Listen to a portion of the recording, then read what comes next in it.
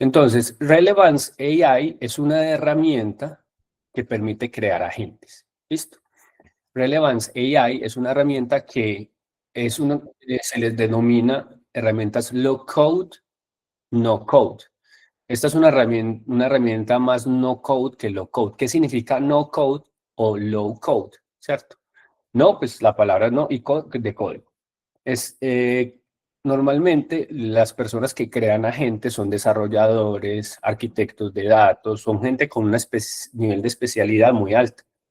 Y crear agentes es una tarea, digamos, de desarrollo. Pero en la democratización del uso de la IA surgen herramientas no code, por eso se llaman, porque es para personas que no codifican, o uno, o no les interesa codificar, dos, o no tienen la capacidad técnica para hacerlo, o tres, quieren prototipar, quieren desarrollar soluciones rápidas para obtener para lograr su objetivo. ¿Listo?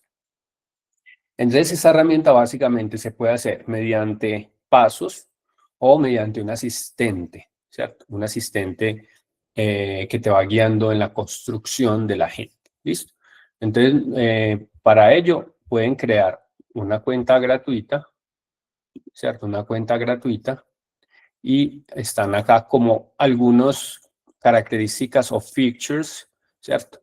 Entonces, digamos, la versión gratuita da una serie de agentes y herramientas, número de integraciones y solamente guarda 30 días de historia, ¿cierto? Entonces, digamos que para jugar o para entender o comprender la herramienta, la opción free nos puede ayudar a entenderla. Y ya con solamente $19, o sea, alrededor de 100.000 pesos, puedes crear tanto agentes como herramientas, pero tiene otra función adicional que se llama fuerza de trabajo, workforce, o como equipos de trabajo. ¿Cierto? ¿Qué significa eso? Puedes crear literalmente un organigrama donde dice, bueno, ese es el director de ventas, este es el asistente de ventas, este es el auxiliar de ventas. Y empezar a que ellos hablen entre ellos y entre todos coordinen una solución. ¿Listo? Con la versión Pro. Entonces, ahora se podría decir, bueno, ¿y por qué no tenemos esas herramientas? Hace parte de las decisiones de tanto de cualquier organización, de cualquier institución académica, qué herramientas incorpora o no en sus colaboradores en los flujos de trabajo. ¿Listo? ¿Qué pasa? Las herramientas pueden surgir desde el área de tecnología o pueden surgir desde las mismas personas. Y mencionar y decir que necesitan cierta herramienta, como en una empresa tradicional, donde un carpintero pide un martillo de determinado tipo, ¿cierto? Así, si nosotros somos conocedores de la herramienta, pues podríamos solicitarla y en función de la productividad o de la calidad de los entregables. Entonces, hacemos un registro, como en cualquier herramienta. Pues aquí yo ya me registré, pero se integra directamente con una cuenta de Gmail. ¿Listo?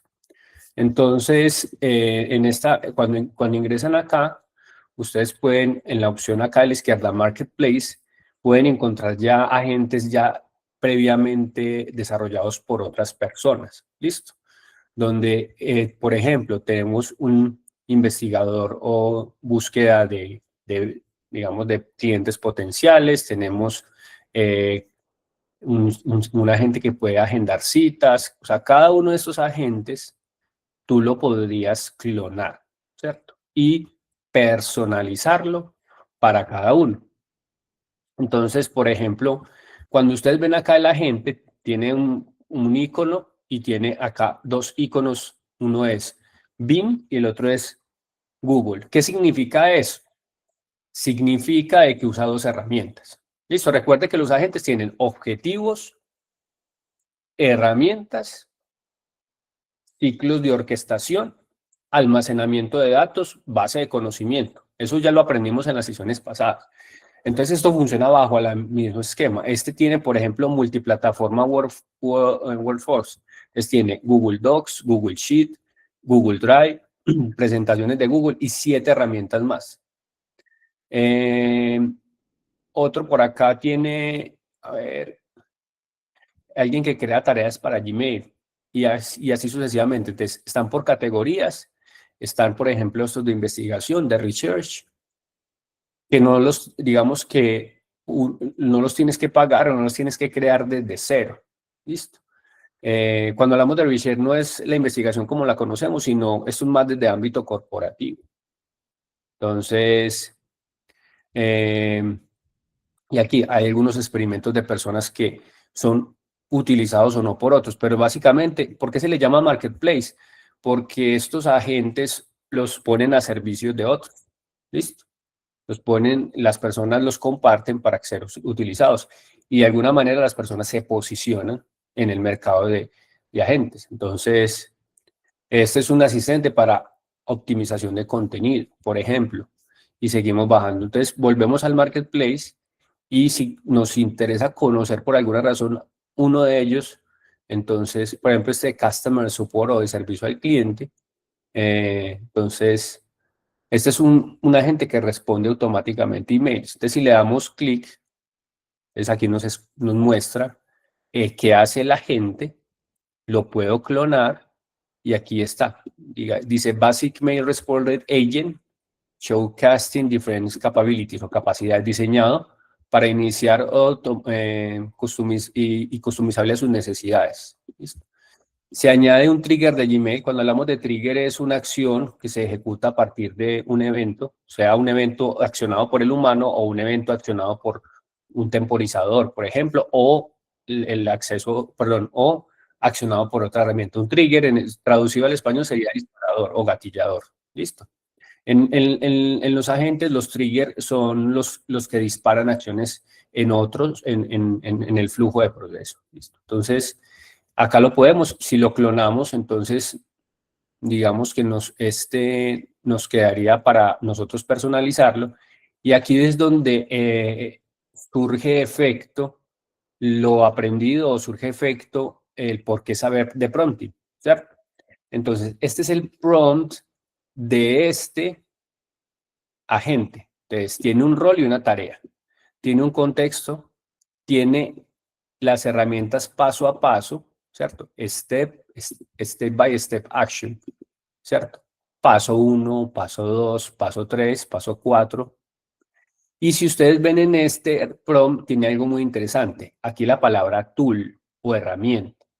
Entonces, mientras se ejecuta el prompt, llama a una herramienta. Entonces, recuerde que los agentes tienen objetivos. Entonces, acá está el rol del agente, ¿cierto? Y está incluido, embebido aquí el objetivo. ¿Listo? Entonces, tiene, y determinar el email needs. Aquí dice tool. Chequee el email. Entonces, ¿qué hace él? Chequea el contenido del email, el asunto y el remitente. Esa es la tarea que él hace. ¿Listo? Y acá está definida. Yo puedo editar esa tarea de ese agente que respondí, la puedo editar y puedo definir en cada herramienta qué hace o qué no hace el agente. ¿Listo? Yo puedo personalizar o integrarlo con mi herramienta de Gmail o de Outlook, ¿cierto? Entonces, luego de que chequea, voy a ampliar un poquito la pantalla por si de pronto está muy lejos. Entonces, chequea el asunto y chequea el mensaje, entonces genera posibles salidas, ¿cierto? Entonces, General Inquiry, Meeting Proposal, seguimiento urgente, entonces clasifica los correos. Esto empieza como a definir la posible clasificación. Y con base en estas clasificaciones genera una respuesta automática. ¿Listo? Y acá genera una acción, genera una respuesta básica, ¿cierto? Y envía el email vía Gmail. Y aquí al final tiene un agendamiento de citas, Meeting Schedule, ¿cierto? Ese Meeting Schedule o Schedule a Meeting es básicamente el agente determina de acuerdo al tipo de mensaje si requiere agendar una cita o no.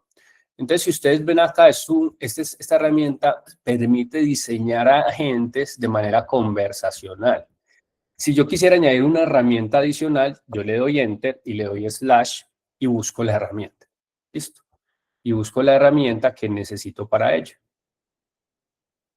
Entonces, y esto se integra a más de 100 herramientas.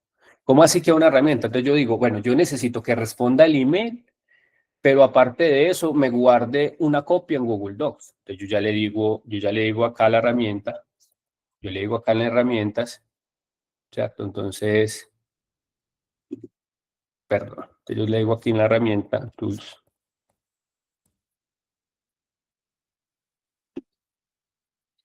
Entonces, aquí ya de las herramientas que están definidas, o le digo que añada una nueva herramienta. Yo añado la nueva herramienta, le digo Google Docs, ahorita lo vemos, Google Docs, y me puede escribir la copia del mensaje en un Google Docs, pues por decir cualquier cosa.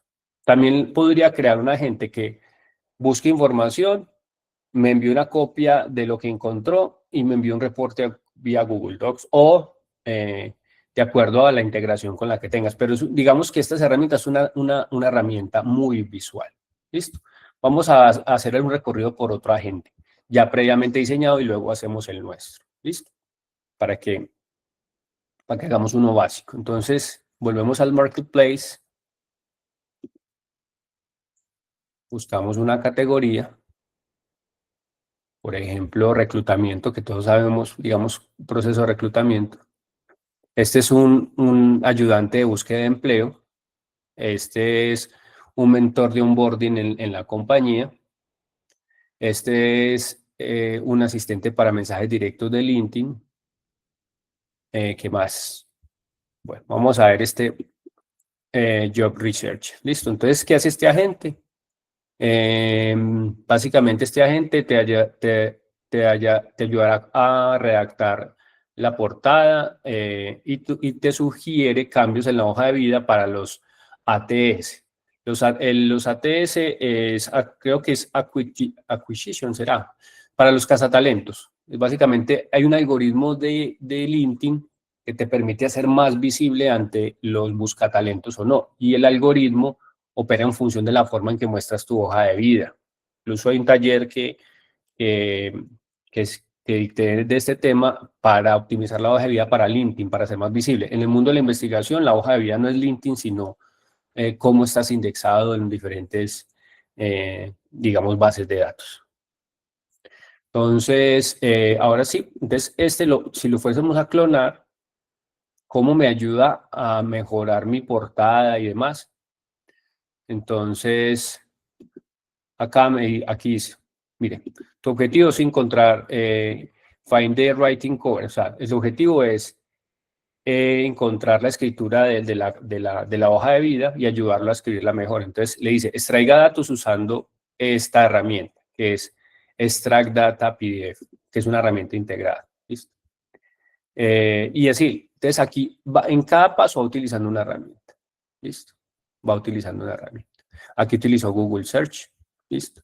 Aquí scrapeó o extrajo la información de determinadas URL y aquí la salida esperada. Entonces, esto para que lo veamos. Ahora vamos a hacer uno sencillo.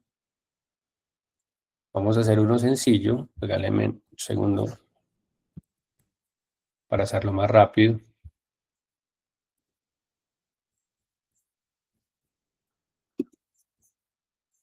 Listo, entonces yo acá le voy a decir en agentes, le voy a decir New Agent. Voy a reducir un poco esta pantalla para que se vea un poco más estrecha. Vamos a ver si ustedes la ven estrecha, la ven mejor así. Me confirman. Listo. Entonces le digo New Agent y me sale un chat. Listo.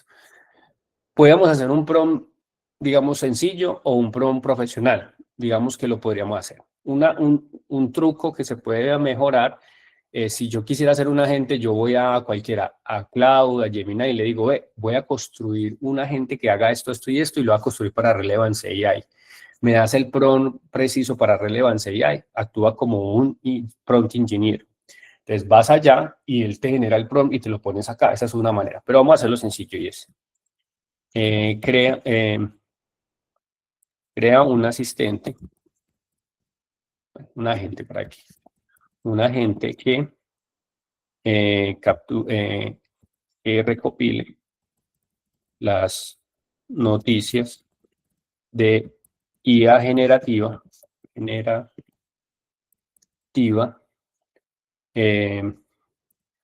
de diversas fuentes. Yo no le decir cuáles fuentes, diversas fuentes. Evita fuentes, perdón, fuentes clickbait. Lo que se voy a ver si lo corrijo. Clickbait son fuentes sensacionalistas, listo. Es como para darle. Él no va a hacer la tarea, él lo que me va a ayudar es a bytes, perdón. Listo. Evita fuentes. Ahí no es que vaya a hacer la tarea, no. Ahí le estoy diciendo, quiero a este agente que me ayude en esto. O sea, estoy creando un empleado nuevo. Entonces le digo start o iniciar. Listo. Entonces, no le dije de qué fuentes, si de Google. Entonces, él empieza a decir, bueno, ¿cuál es el objetivo de lo que quieres? Entonces, ¿cuál es tu objetivo?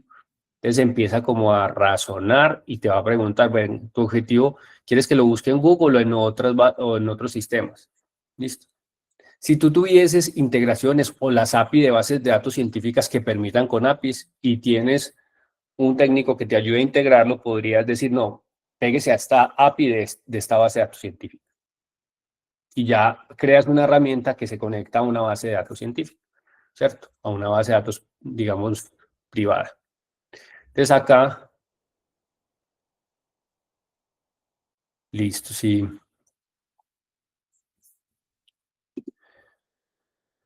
Ahí dice que las preguntas anónimas ahora están desactivadas. Listo, entonces acá nos dice, nos sugiere una forma de trabajar. Voy a darle un poquito de zoom out. Listo.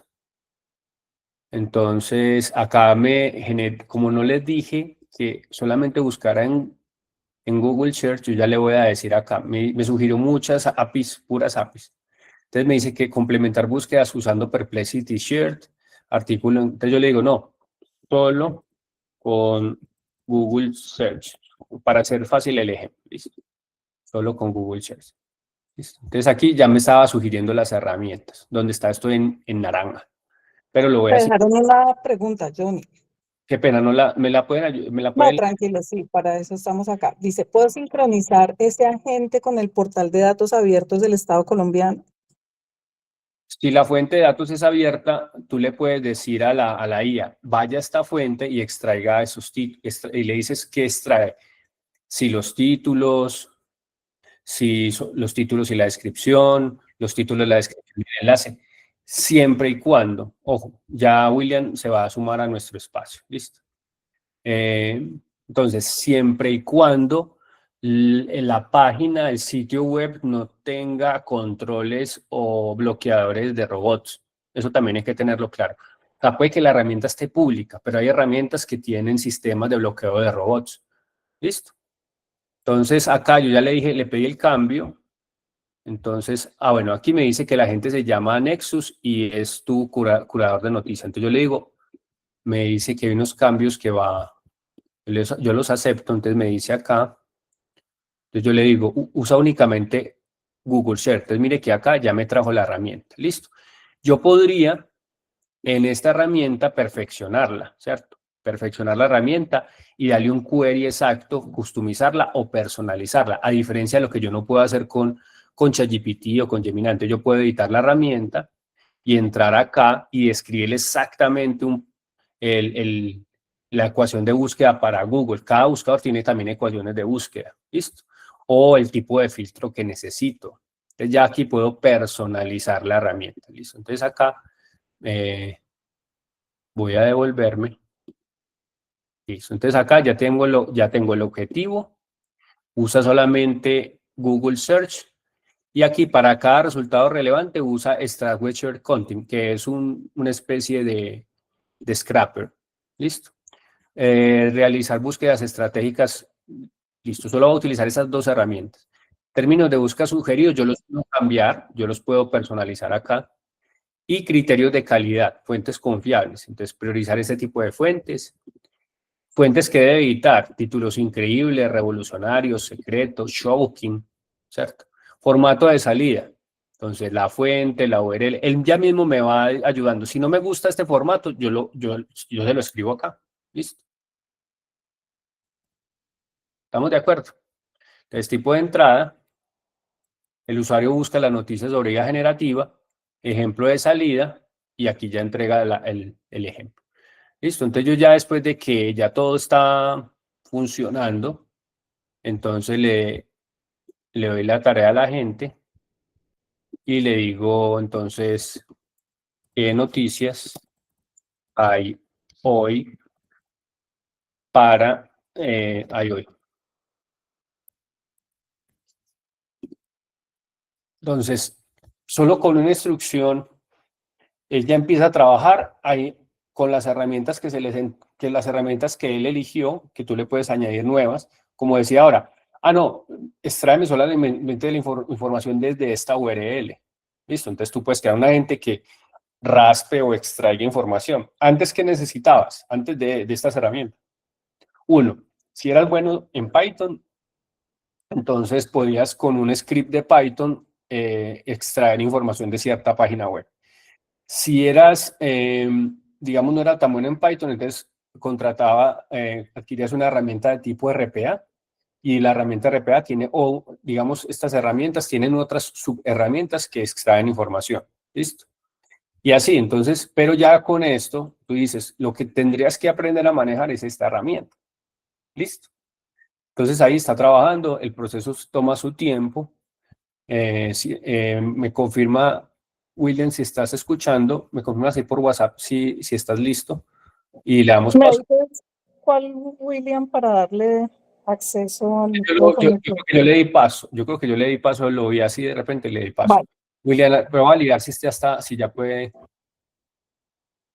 ingresar, regáleme unos segundos.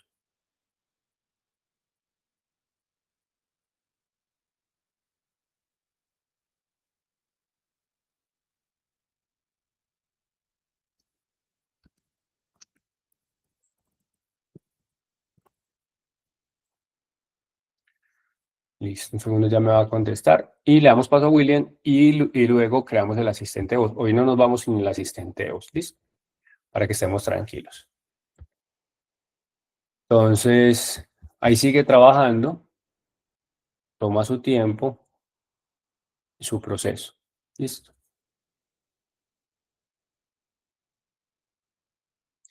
Bueno, un momento porque ya William va.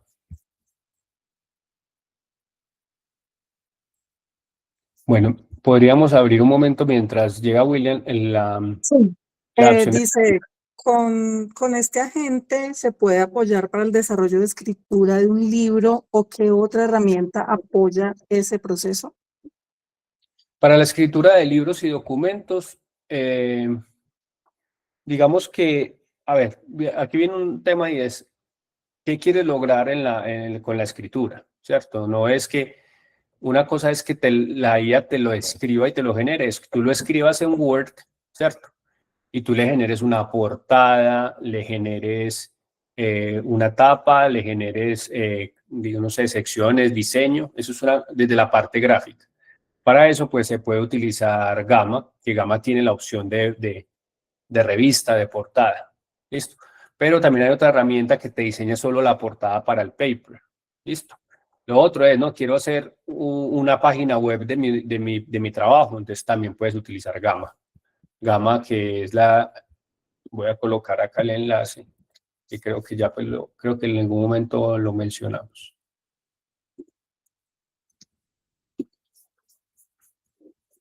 Pero esta herramienta también podría conectarse con otras herramientas. O sea, para que lo entendamos, si la herramienta tiene APIs y está dentro de la lista de las herramientas que utiliza Relevance AI, es válido. ¿Listo? Es válido, ¿por qué? Porque se conecta con la herramienta y se comunican digamos, entre sistemas y mediante lenguaje natural entienden tu necesidad. Entonces, se puede crear. Listo. Sí, Dame un segundito, ya William dice que no puede hablar.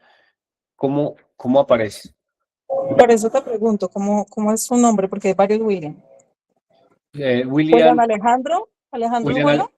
sí, Orjuela, sí, ¿Sí? gracias. Sí. Ok, listo. Hola Johnny, buenas tardes. Buenos días, Buenas ¿qué tal? tardes. Bueno, permítame entonces, William, podemos, a ver, yo quito la presentación, dale paso a William, si puedes colocar la cámara para que te conozcan un poco. Muy bien. Bueno, entonces, hoy en el capítulo de cómo integrar la IA al proceso de investigación tenemos a William Alejandro. William Alejandro, voy a hacer dos tipos de presentación, ¿cierto? La presentación que me gusta a mí y la presentación que se debería dar de manera formal, ¿cierto? Entonces, William, ¿con cuál empiezo? La que le gustó a usted, Johnny.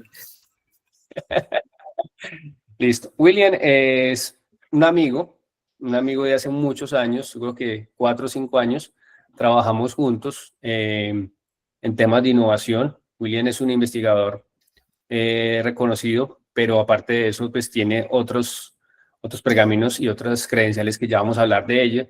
Más que un amigo, compartimos temas comunes, tenemos hijos casi de la misma edad, tenemos gustos similares, nos gustan las mismas marcas de carros, nos gusta hablar de temas, estamos ahorita hablando de agentes. ¿Y por qué William está acá? O alguna de las razones por las que William está acá. Tuvimos hace un año la conversación, lo invité hace un año no, eso fue este mismo año, lo invité a que asistiera a estos espacios, al espacio de asociación Apropiación Social del Conocimiento y para que nos acompañara en esto. Algunas de las recomendaciones y sugerencias del diseño de este programa fueron apoyadas también por William.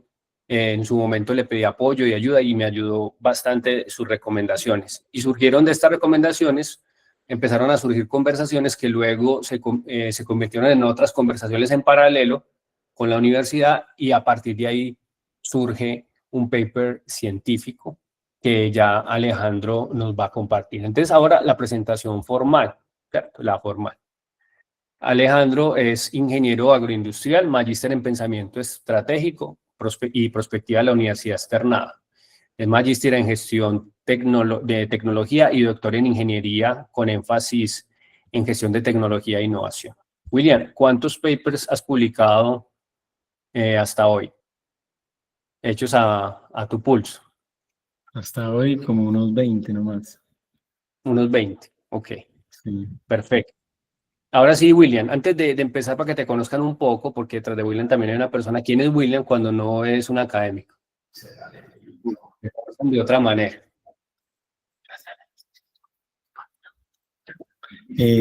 No, pues, buenos días para todos. Esta es la mañana y esta es tarde. Vale.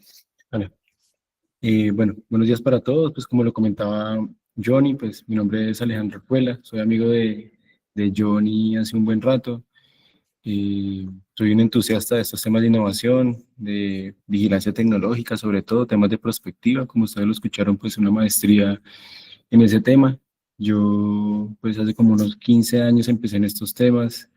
Yo realmente estaba muy joven cuando inicié como en este tema de la innovación y pues ahí he venido conociendo mucha gente y aprendiendo de otros temas. He sido como una persona que ha tenido la posibilidad de trabajar en múltiples proyectos, entonces tengo pues múltiples conocimientos en diferentes áreas. Entonces con Johnny yo recuerdo que trabajamos, por ejemplo, en el tema de tokenización, real estate, y Ajá. así yo les puedo contar temas en los que yo me he metido, por ser más una persona como generalista que aplicó unas metodologías pues que son transversales a diferentes temas. Entonces, pues en ese tiempo yo estaba muy joven, me metí en ese tema de la maestría, después me metí en otra maestría de gestión de la tecnología, porque siempre he considerado pues que ese tema de la innovación y la tecnología pues son un punto central y neurálgico pues para el desarrollo pues de las empresas y de los territorios.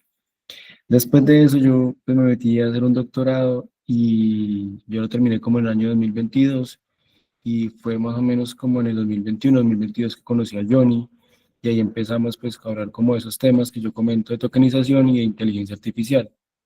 Posteriormente, yo ingresé aquí a la Universidad del Tolima, yo trabajo para la Universidad del Tolima, y en una charla con el director de investigaciones, él también es un entusiasta de estos temas de inteligencia artificial, Johnny lo conoce, y él me dijo un día, Alejandro, usted está aplicando los temas de inteligencia artificial pues, en las actividades de investigación, y yo le respondí de manera jocosa diciéndole, yo prefiero utilizar mi cerebro.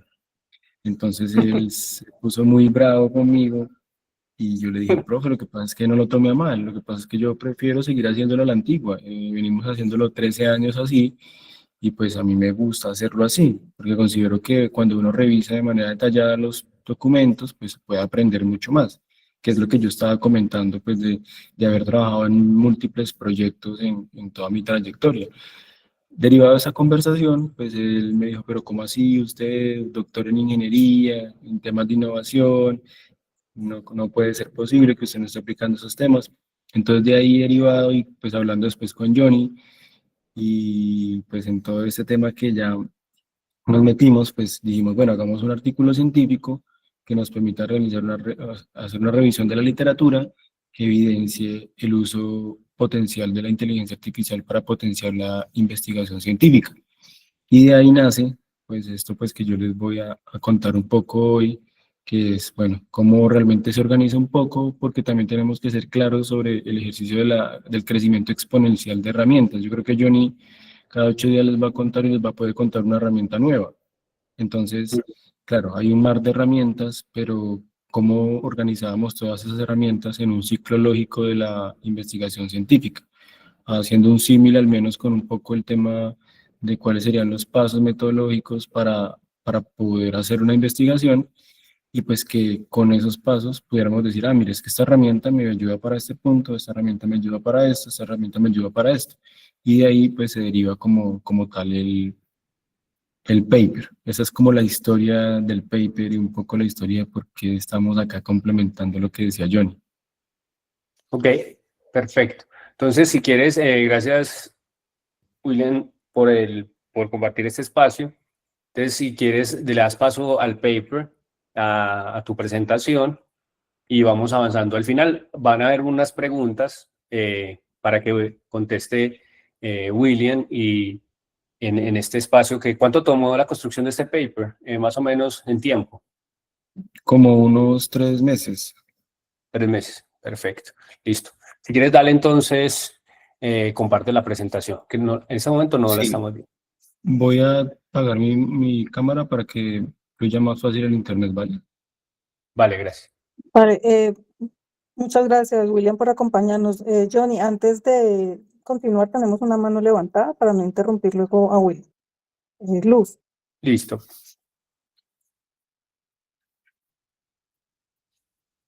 Sí. Luz, ¿qué edad? ¿Ya tienes el micrófono, Luz?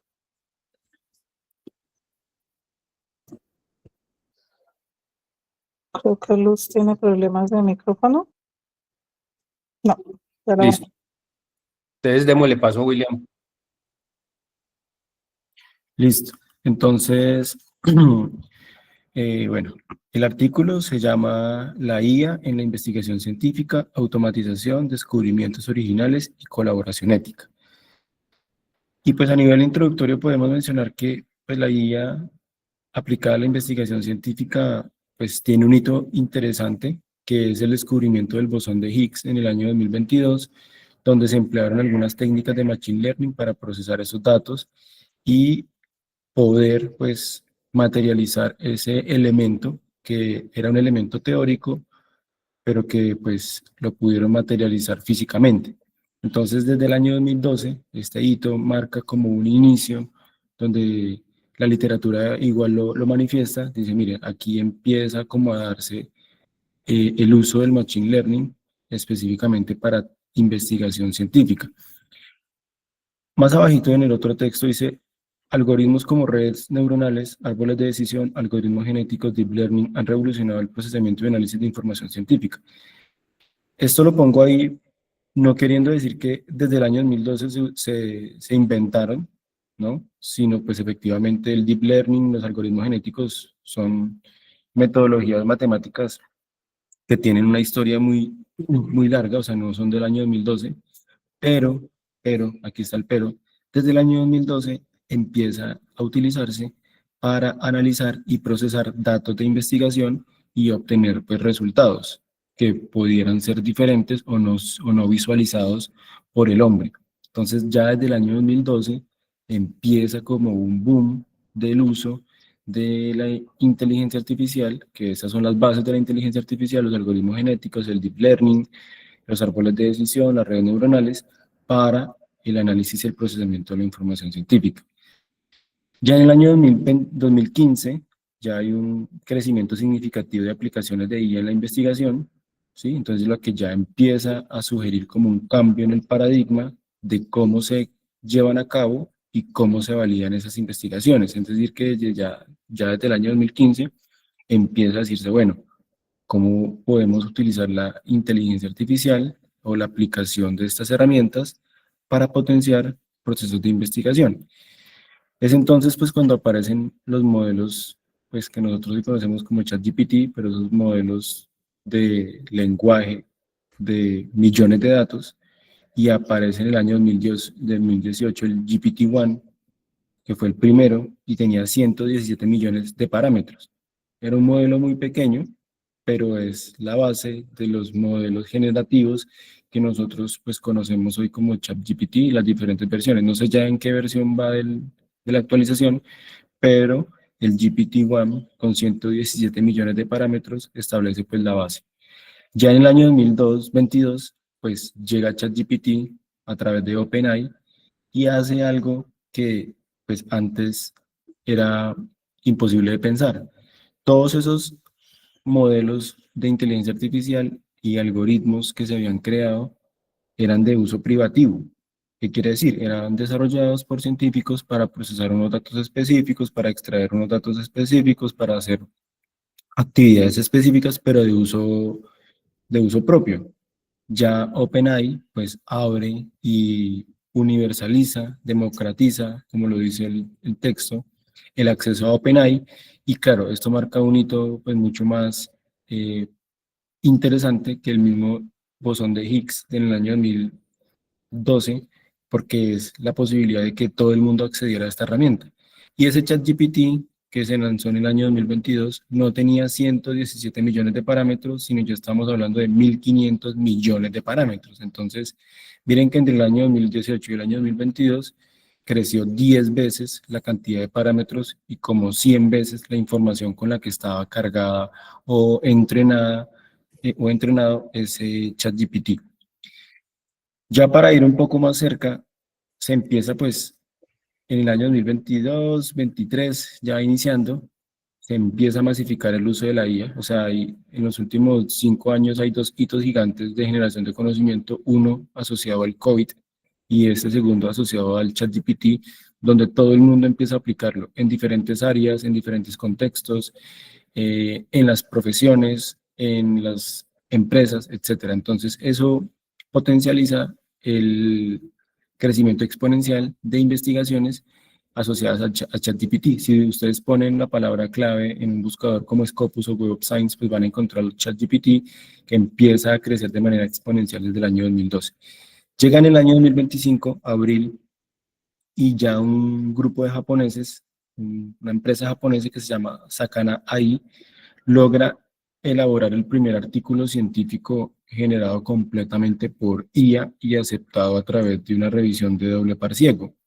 Esto pues también representa un hito histórico porque pues muestra la capacidad que tiene en este caso los modelos de inteligencia artificial generativa para desarrollar procesos de investigación que puedan superar esos estándares de la revisión por pares y pues que abren entonces ahora toda una frontera para la automatización pues, del proceso científico.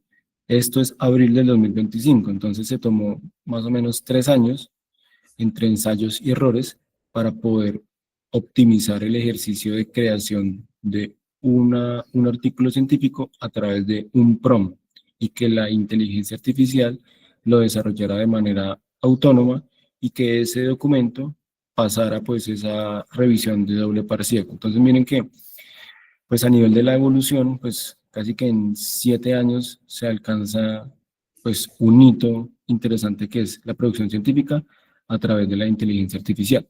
¿Cuáles son esos desafíos éticos y metodológicos que presenta entonces esto y los que se han venido hablando desde el año 2022? El primero es el riesgo ético. Empezaron a aparecer artículos científicos donde el texto era generativo y era pues todo a través de inteligencia artificial.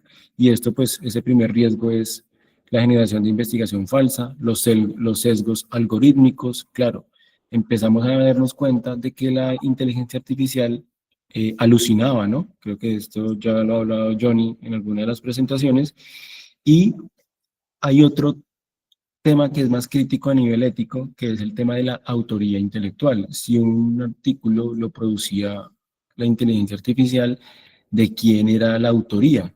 Empiezan pues a hablarse pues de estas cuestiones y en muchos de los papers se habla pues de los temas éticos y de las declaraciones de uso de la inteligencia artificial. Otro elemento crítico pues durante el año 2022 y el año 2025 es la falta de estandarización, específicamente pues asociado a las políticas y directrices internas de las instituciones para el uso responsable de la inteligencia artificial. Aquí por lo menos en la universidad ya se sacó como la política de inteligencia artificial.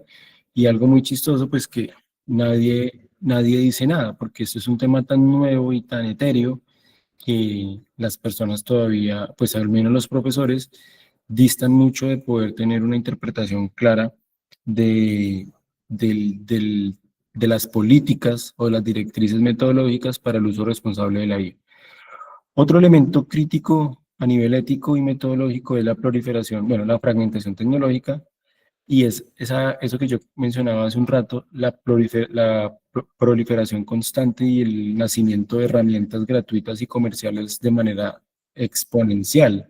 O sea, todos los días hay una herramienta nueva, todos los días la herramienta que ya existía se mejora, todos los días aparece una y todos los días pues uno ya está desactualizado. Y esa fragmentación tecnológica pues hace que ese boom, ese mar de herramientas pues lo ahoguen a uno en una sí, como una intoxicación de información, infoxitación.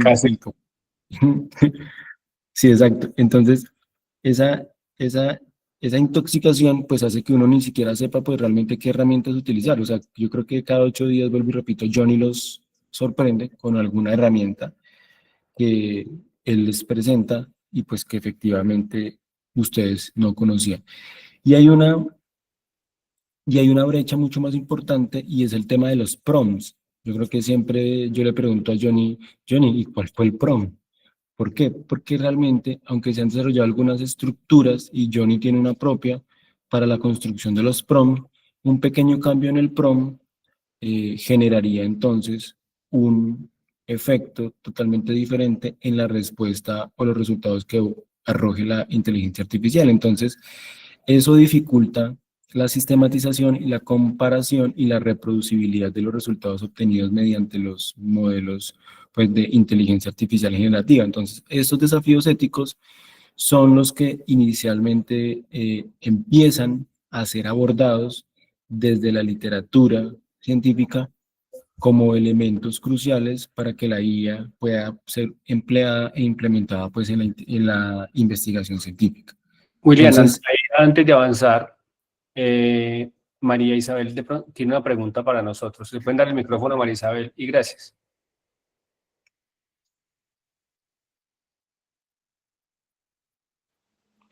Buenos días, ¿no? Excelente su conferencia, William Alejandro. Yo soy María Isabel Gutiérrez, profesora de la Facultad de Salud de la Universidad del Valle. Y quería, usted mencionó que hay una política de la universidad en este sentido. Yo quisiera conocer dónde está y porque es importante. Sobre todo, yo en este momento estoy encargada de ser la editora y jefe de la revista de Colombia Médica, y este es un tema que estamos tratando a nivel de los editores, para tener Sí. realmente una política, sí, Sí, para los papers y todo esto. Entonces me parece sí. importantísimo la Bueno, parte que usted acaba de bueno, decir. Gracias. María Isabel, ahí hay varias cosas. La política que yo te comento es como una política general para la Universidad del Tolima, que es la universidad que yo trabajo. Pero yo te puedo decir que en la literatura el tema editorial es uno de los temas pues, que se trata más porque hay una gran preocupación por los editores de las revistas sobre el uso de la responsable de la inteligencia artificial. Yo te recomiendo que revises algo que puedes buscar ahí rápidamente, que es la Declaración de Heredia. La Declaración de Heredia es un pacto que se viene firmando por diferentes editoriales de revistas de diferentes áreas, pero sobre todo del tema de salud, para estandarizar como unas políticas de ese uso, específicamente para la elaboración de artículos científicos. La política que yo te hablo es una política más generalista del uso de la IA en los procesos académicos, pero esa declaración de Heredia que yo te estoy comentando es la que de pronto sí te puede servir. Incluso hay varios papers que hablan de esa declaración. Yo pues puedo incluso aquí mostrarte, vamos a mirar acá, eh, Heredia, vamos a decirle que busque en en todos los documentos, Heredia Declaration, mira. No sé si ahí se está viendo Sí, se está viendo. sí. Entonces dice Declaración de Heredia, Principios sobre el uso de la inteligencia artificial, Heredia Declaration. Entonces, la Declaración de Heredia, aquí lo dice, propone desde la perspectiva de la edición científica una serie de consideraciones para el uso responsable de la inteligencia artificial en los procesos de investigación que llevan a publicación científica. Entonces, ya hay como unas reflexiones desde las editoriales, ¿sí? Que mencionan pues el entrenamiento y precisión, la trazabilidad y reproducibilidad, que era lo que yo comentaba, la diversidad y propiedad intelectual, el sesgo y la desinformación, el bienestar humano y el alcance. Entonces, ahí pues de pronto tú podrías ver cuáles son los principios que están guiando esos elementos y pues son varias las publicaciones, incluso por acá dice, hay un enlace que dice, si quieres suscribir esta declaración, llena el siguiente formulario. Esta es una revista de Costa Rica que se llama Revista Electrónica Educare y ellos están como adelantando como este proceso, pues en esa misma línea que tú estás manifestando de la preocupación que existe sobre el uso de la inteligencia artificial en los procesos de investigación. Esto es un artículo del año 2024. Pero claro, cuando yo hice este paper, revisamos demasiados artículos relacionados pues con estas temáticas. Y efectivamente, desde la salud, desde la área de salud, eh, pues existen pues grandes preocupaciones por las implicaciones pues que esto tiene en esta área. Entonces, pues creo que de pronto eso que comento te puede servir un poco más. María Isabel, ¿te hace sentido la información que William te comparte? Y al resto también like si les hace sentido. Muchas gracias. Seguimos entonces. Gracias, William. Listo. Vale. Como pues esto fue un artículo de revisión de la literatura, pues a nivel metodológico seguimos la metodología Prisma, que yo creo que pues algunos conocen acá, y en el punto de partida escogimos dos bases de datos, que es Web of Science y Scopus, que son las dos bases de datos más grandes a nivel mundial. Definimos unas palabras claves de búsqueda divididas en dos bloques, uno que se llama Artificial Intelligence, AI, Artificial Intelligence, y lo otro, pues que era investigación científica, investigación en la ciencia y publicación científica.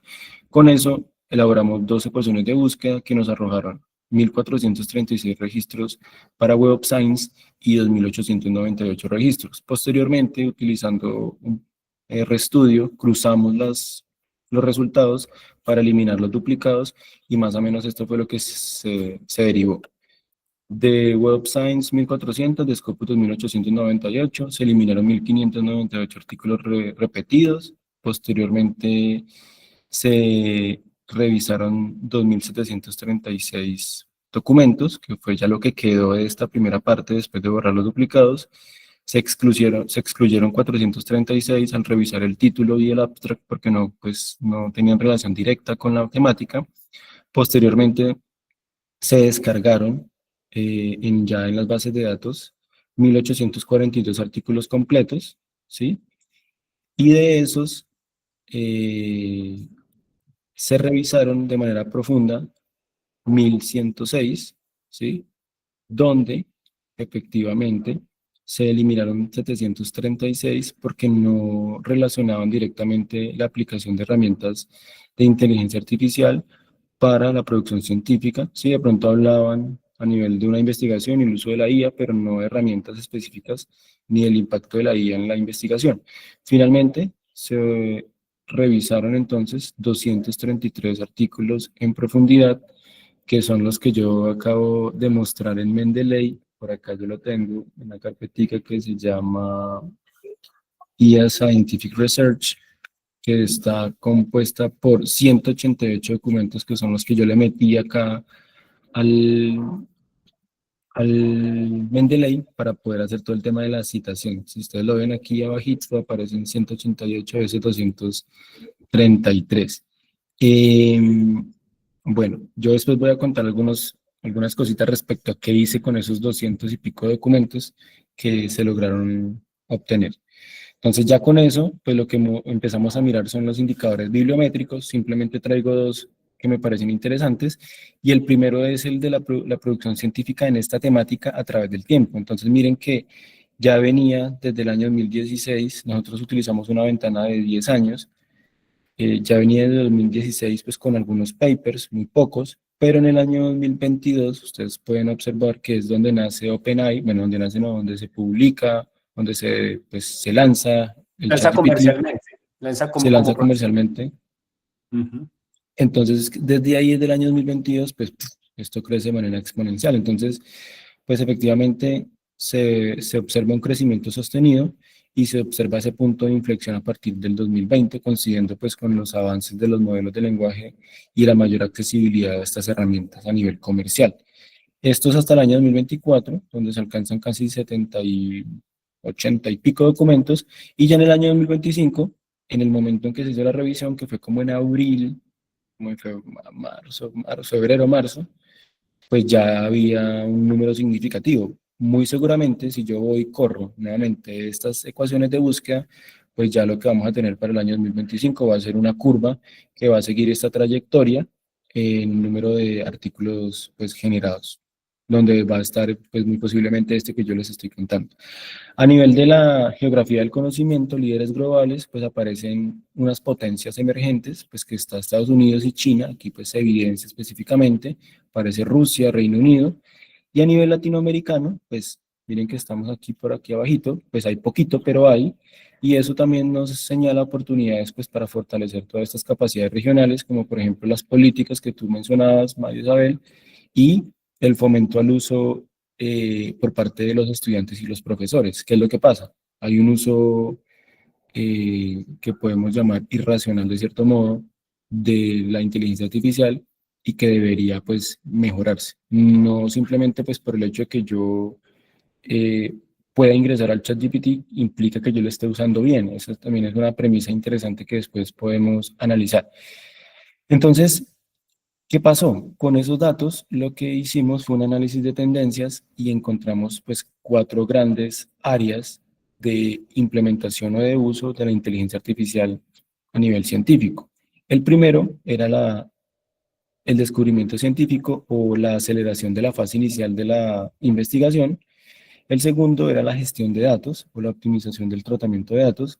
El tercero, la escritura de textos académicos, que aquí es donde tiene pues bastante utilidad el uso de las herramientas. Y finalmente, la comunicación científica, donde pues el tema de la divulgación y la difusión también son importantes, especialmente la presentación de los resultados experimentales y la colaboración interdisciplinaria. Esta última me adelanto un poco y es también cómo la IA está impactando la colaboración, y esto pues de pronto lo voy a comentar un poco más adelante. Entonces, A nivel de descubrimiento científico, pues hay tres etapas donde, bueno, tres subetapas donde la inteligencia artificial es clave. La primera es la generación de hipótesis y el diseño metodológico. Entonces, ¿qué es lo que pasa? La IA nos sirve mucho para generar contexto rápido sobre cualquier temática. Entonces, en esas fases iniciales del proceso investigativo, nos permite generar y refinar ideas a través de técnicas de lluvia de ideas, valga la redundancia, donde las hipótesis pueden generarse derivado de esos textos de contextualización que ellos elaboran. Incluso uno le podría solicitar a la IA que genere hipótesis y genere algunos diseños metodológicos para identificar patrones de datos específicos. Y esto ya pues más adelante lo vamos a ver en qué tipo de herramientas. Revisión y síntesis de la literatura, pues yo creo que es también una de las herramientas que todos usamos más rápido porque uno pone un tema y él, pues de manera muy rápida, vuelvo y repito, le entrega a usted una información, le hace un procesamiento muy rápido de un texto donde usted puede responder algunas preguntas básicas y también avanzadas en áreas nuevas o en áreas pues ya muy conocidas.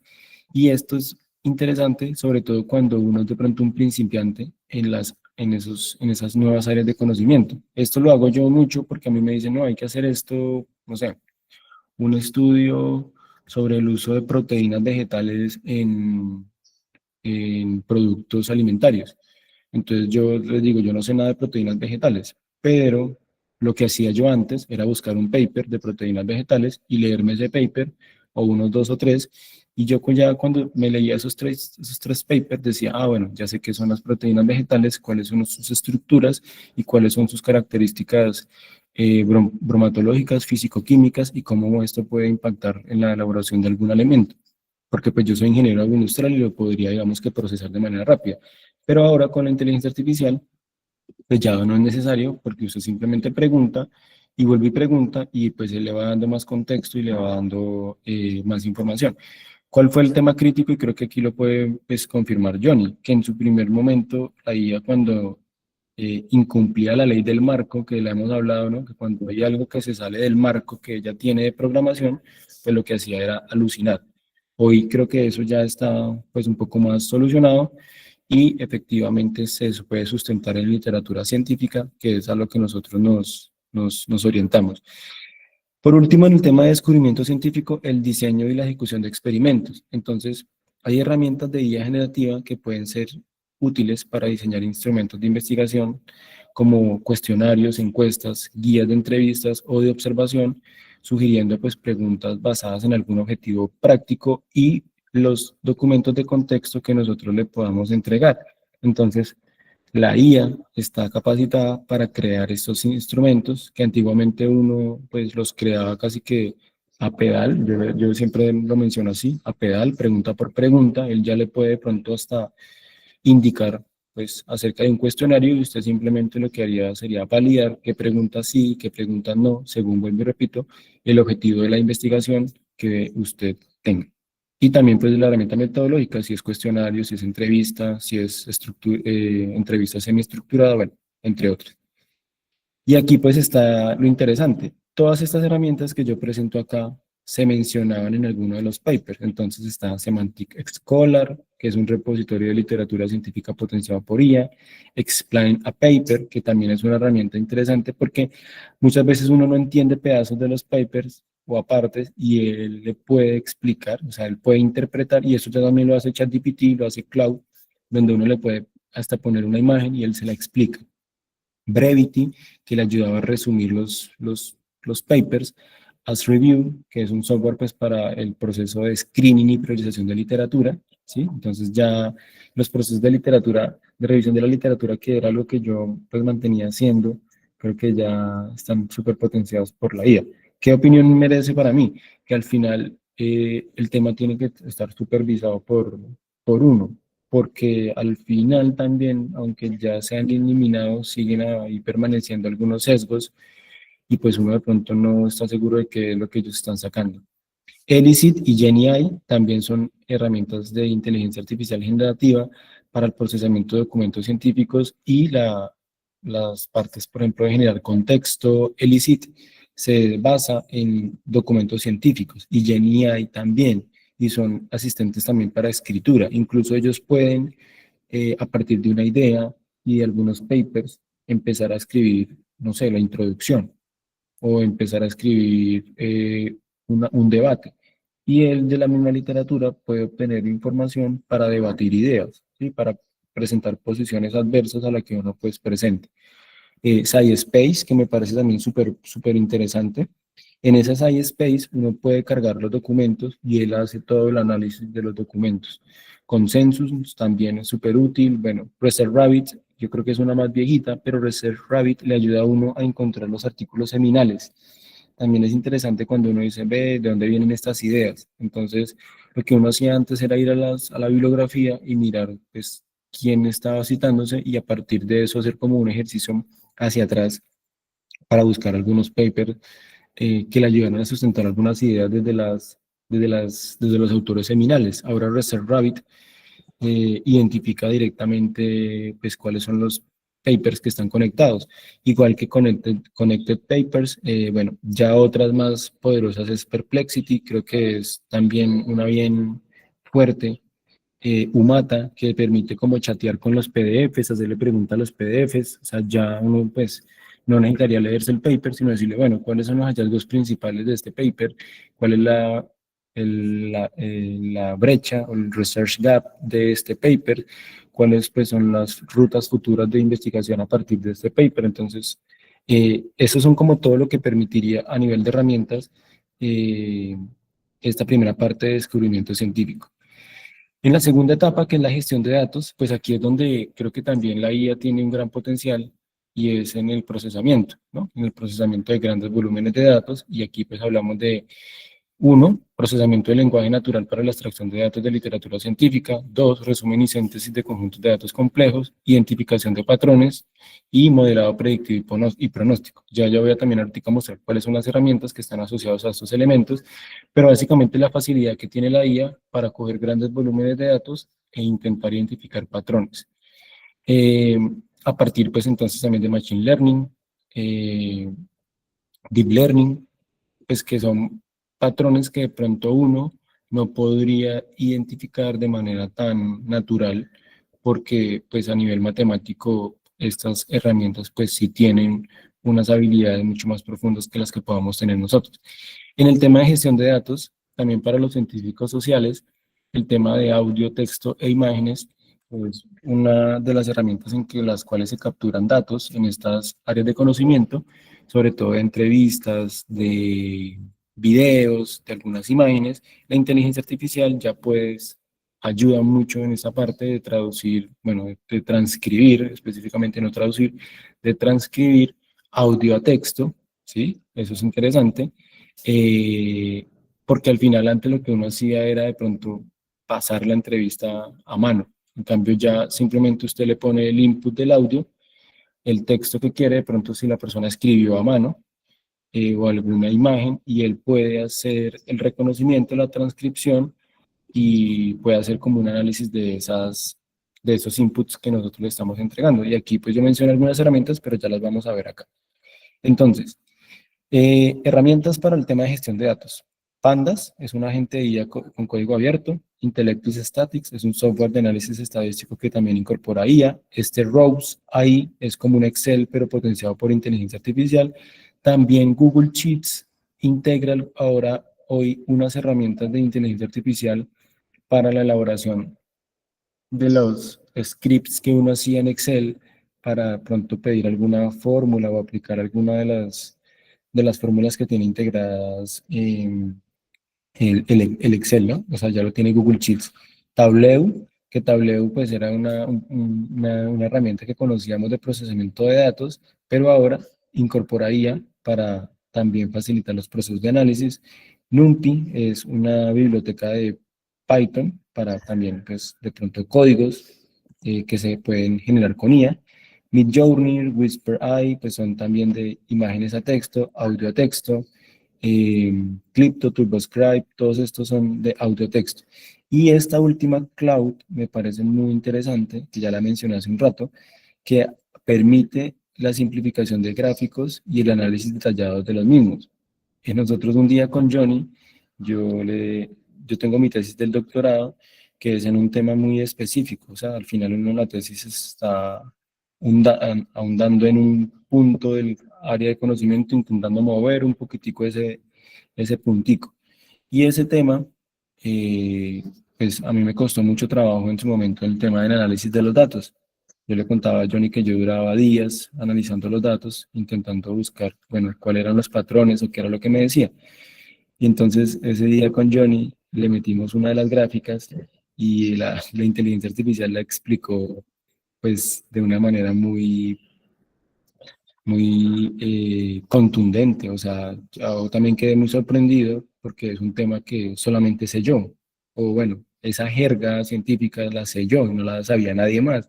Y a mí me sorprendió mucho porque Cloud pudo interpretar una gráfica de cero, sin darle contexto, sin decirle nada más, sin darle ningún input, y la interpretó pues casi que a un nivel doctoral, y eso pues fue pues, bien significativo para mí. Cloud yo también recomiendo mucho porque tiene pues un potencial, y esa tiene una versión pues que es gratuita.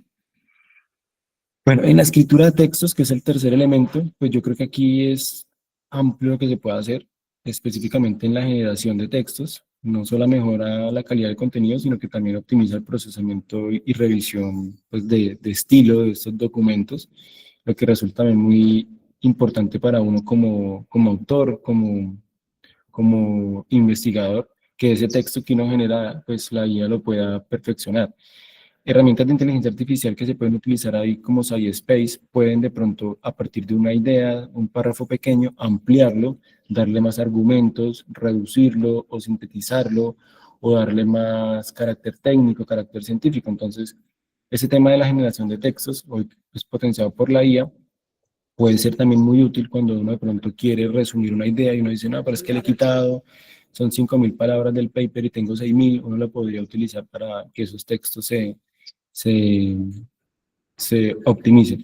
En el tema de traducción de textos, las herramientas de IA también, creo que es una barrera interesante que uno antes tenía que enviar el artículo a traducción, pero ahora pues con las herramientas de IA también se puede traducir en tiempo real, y es también de muy alta eficiencia, ¿no? Esa traducción ya es casi que 100 de 100.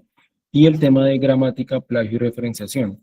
Hay un fenómeno pues, que se denomina en la literatura text laundering, que busca pues, básicamente que esa generación de textos imite la escritura humana, utilizando algo que se llama la estilometría. Entonces, en el tema de la gramática, también la IA está entrenada para pues, poder utilizar como esas reglas y mejorar pues, los temas de gramática, identificar el plagio, y también uno puede en la IA escribir una idea, ¿sí? Y de pedirle a la IA que le busque la cita que sustenta esa idea. Y eso también es interesante porque antes uno tenía una idea, uno decía, no, yo creo que esto puede ser por acá, pero no encontraba muy fácil en la literatura algo que le ayudara como a refutar esa idea o a sustentarla, y uno se daba la pela de buscar los papers y leer, y decir, ah, mire, este autor sí dice algo similar a lo que yo estoy planteando. Y eso le daba a uno como un respaldo a nivel pues de la escritura de los documentos de tesis o de maestría. Aquí pues en la escritura de textos yo creo que también hay demasiadas herramientas: Academic GPT, Trinca, Elicit, SciSpace, Killbot, ProgWriting, que ayuda a la corrección de textos. No, pues es que hay demasiadas, ¿no? Detección y eliminación de uso de la IA, por ejemplo esta, Originality, Notebook KLM, que me parece súper poderosa, no sé si ya Johnny se las explicó. Esta pues, le permite a uno sacar resúmenes, sacar guías de estudio, sacar incluso cuestionarios, básicamente una cantidad de herramientas que le facilitarían mucho la vida a nivel científico. Esta de Notebook KLM, Notebook LM, es interesante porque uno ya le puede cargar los documentos. Entonces lo que yo hice con los papers de la revisión de la literatura de nuestro documento fue cargar los papers. ¿Qué era lo que pasaba? Que esta herramienta solo permite hasta 50 en la versión gratis. Entonces yo creé pues paqueticos de 50 y me creé como como los 4 chats de la misma revisión de la literatura, y a los 4 les hacía las preguntas que yo iba definiendo para ir haciendo la revisión de la literatura. ¿Qué me encontré pues con este tema? De que se presentaba siempre como un sesgo, que aunque los 4 tuvieran documentos diferentes, a uno le eché 50, los primeros 50, al segundo le eché del 51 al 100, al tercero le eché del 101 al 150 y al cuarto le eché del 151 como al 200, ya no recuerdo. Y a mí lo que me sorprendió mucho era que cuando yo le hacía una pregunta a los 4 respondían de manera muy similar, aunque tuvieran cargados los documentos totalmente diferentes. Entonces, como que era redundante y no había diferencia alguna respecto a como a las ideas que él aportaba respecto a una de las preguntas. Muy Entonces, eso bien. me... Milena, ahí hay algo importante y de pronto si lo tuviste en cuenta y es, digamos que en Notebook L me carga los 50 en el asistente 1, 50, digamos asistente no 1, sino libro 1, libro 2, libro 3, libro 4, pero el prompt personalizado tiene que ser el mismo para todos, ¿cierto? Sí, Porque si lo dejas libre, entonces Google va a asumir, digamos, va a manejar su propio prompt interno. Entonces, si le dices, ve, actúa así y entrégame así, y a todos, y a todos les pegas el mismo prompt, la respuesta va a ser más refinada para todos. No sé si me hice entender. sí, lo que yo hacía era escribir la pregunta y replicarla en Sí, los 4 chats. Pero ahí Johnny me sorprendió mucho que las respuestas eran como muy similares. O sea, yo no encontraba como diferencia significativa entre lo que me respondía el primero y el segundo, aún así tuvieran, fuentes distintas.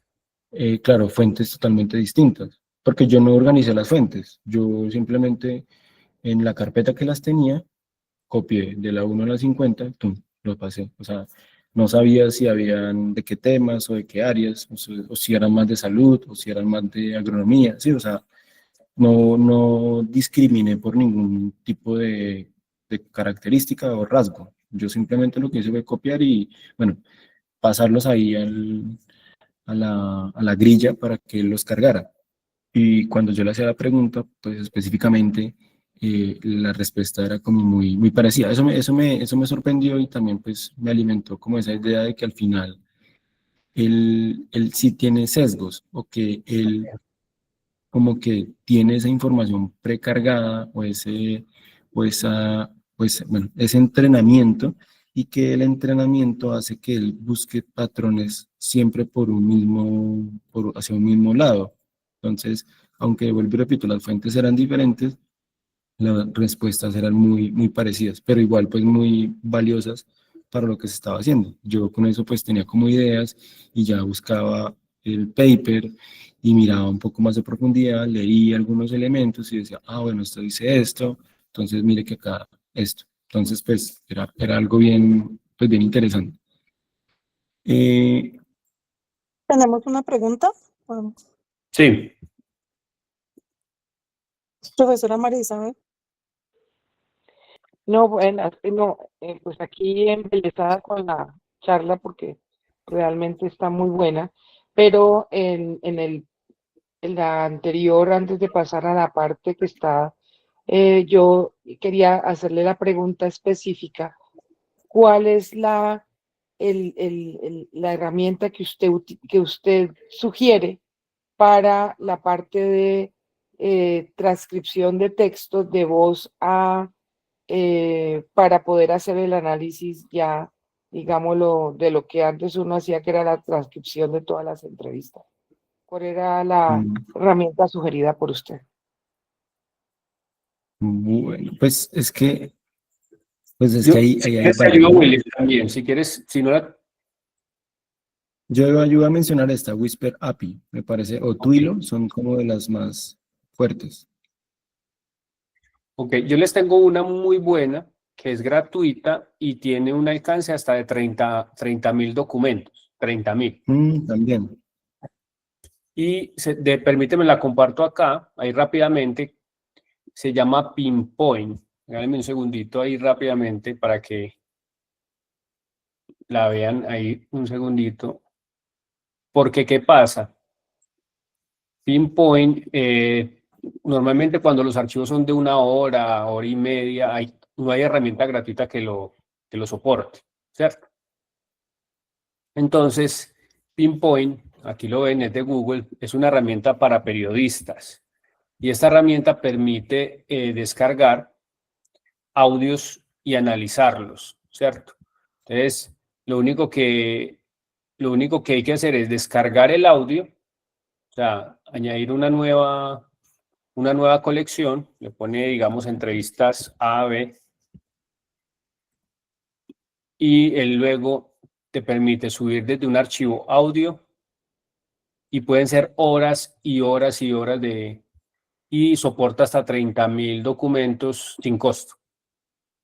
Y es una herramienta de transcripción muy interesante, vamos a decir por aquí, ya la vi, muy interesante. Noticias sobre IA, no. Y lo bueno es que cuando transcribe, si tú señalas el texto, te dice en el minuto que está. Y aparte de eso, pues es una herramienta demasiado, también sirve como herramienta de investigación, porque acá se publican diversos temas a nivel global. Entonces, incluso, por ejemplo, hay, no sé, 10.000 documentos sobre contrataciones públicas. Entonces suben ahí todos los documentos de contratación pública. Si tú buscas acá, rápidamente, está muy lento el internet. Voy a darlo de compartir, pero bueno, Colombia. A ver qué sale de Colombia rápidamente. Y dice financiación de campañas políticas 2015-2022. 30.000 documentos hay ahí, 30.000. Entonces, tú puedes subir todos los documentos e interactuar con ellos. Aquí están los 30.000 y empiezas a interactuar. ¿Qué personas hay relacionadas en el documento? ¿Qué organizaciones hay involucradas y en qué región? Él hace todo el análisis de datos de esto. ¿Listo? Se llama Pinpoint. Les voy a dejar el enlace. Y lo bueno es que yo pagaba herramientas de audio todo el tiempo para transcribir, y con esta la pueden hacer. Recomendación para que les permita la cuenta gratuita, con una cuenta institucional, no con una cuenta personal. ¿Listo? Qué pena ahí, William, pero era como para que también esa herramienta les puede ser muy útil a todos. Tenemos otras 2 preguntas. Listo. Dice, buen día, profesor William. Sobre el uso de la IA en la escritura de artículos, hemos visto en el curso que el apoyo de la IA tan solo en edición de escritura puede ser penalizado como plagio, pasar el documento original por la IA. ¿Qué sugiere para el uso y protección de información?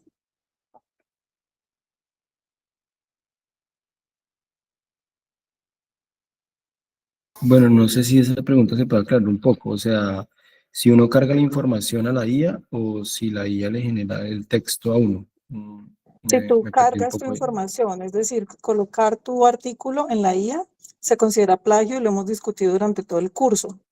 ¿Qué sugieres para el uso y protección de la información? Pues lo que pasa es que, por ejemplo, herramientas como Notebook LM, pues lo que hacen es sustentarse en las fuentes, ¿no? Entonces la fuente se considera pues el elemento donde yo estoy captando la información. Y pues ahí el tema es la citación. Por eso otra herramienta clave ahí es, por ejemplo, Mendeley. O sea, desde que yo cite la fuente, pues estoy garantizando pues que no va a haber un plagio. Dentro del paper se revisan algunos tipos de plagio. O sea, dame un segundo, yo te voy a mostrar acá, porque bueno, este es el artículo en español. No sé si se está viendo la pantalla, este es el artículo Sí. en español. Y por acá, sintetizar información, introducir elementos procedimientos de un borrador. Aquí dice herramientas como Elysis capturan conjunto, otros aspectos del uso de las bases de datos, respecto al proceso de elegibilidad de artículos, oriente de desarrollo, estas librerías, desafíos y limitaciones. Es que quiero buscar esa parte de pronto que pueda facilitar el acceso a la información, por lo tanto, consideraciones éticas, implicaciones de la IA, por tanto, Comenten las en el punto de las panorama, perspectivas y recomendaciones futuras. Sí, gramática, edición. Ah, bueno, aquí de pronto también está un poco lo que preguntaban hace un rato. Ya las revistas van a tener algo que se llama declaración de inteligencia artificial generativa o herramientas asistidas por inteligencia artificial. Y la declaración va a tener lo siguiente. Durante la preparación de este trabajo, el autor usó el nombre de la herramienta en el orden de la razón. Entonces es como que ellos den cuál fue la herramienta y cuál fue la razón del uso de la herramienta. Entonces también pues es, es, es importante. Pero no encuentro lo que te iba a William, es decir. que hay, digamos, como un temor también mientras vas buscando, y es que se piensa que si yo agrego mi documento original a la IA, ya después aparecería como plagio. Esa es como que lo que la IA se trague ya no va a ser mío, ¿cierto? En términos, lo que ya me corrige William, y es, no, una cosa es que tú generes un documento completo generado con IA o un párrafo generado con IA y lo copies y lo pegues en tu documento, y otra cosa es que analices tu documento con una IA, incluso para buscarle algunos errores o fallos, o para hacerle alguna revisión. Son dos cosas distintas. Sí, exacto. Entonces yo creo que sí, o sea, Jenny, lo que usted dice son cosas diferentes porque una cosa es que uno le suba el paper y al final pues el paper sigue siendo de nosotros. Ya lo vimos, o sea, este paper se puede subir, este que yo les estoy mostrando y pues el paper sigue siendo propio, no hay ningún inconveniente. Y lo otro es, pues, es que lo que genere la IA, pues hay que revisarlo y de pronto citarlo. Entonces acá, bueno, en la literatura científica se identifican diferentes tipos de plagio cuando se usa la IA. Esto creo que puede responder a la pregunta que mencionaba ahorita. Entonces, uno, plagio directo. Cuando el texto generado por la IA es copiado y pegado sin cambios y sin atribuciones sobre el uso de la IA por parte del autor. Dos, parafraseo. Cuando el texto generado por la IA es sutilmente modificado, pero el contenido base permanece sin cambios y no se atribuye propiamente a la fuente. Y tres, plagio oculto. Cuando la IA es empleada para generar ideas o estructuras de texto, el cual el autor parafrasea sin atribuir el uso de la IA. Y plagio de código, cuando se genera código por parte de la IA sin su reconocimiento. Entonces, ¿qué es lo que pasa? Ya la APA séptima edición tiene los lineamientos para citar la IA. Entonces, básicamente lo siguiente, OpenAI 2025, el prompt, ¿sí? Se le pone el prompt y no me acuerdo qué más es lo que se le pone, pero la APA ya también tiene cómo se debe citar la IA. No sé si eso responde un poco la pregunta. Sí. Sí. Gracias, profesor.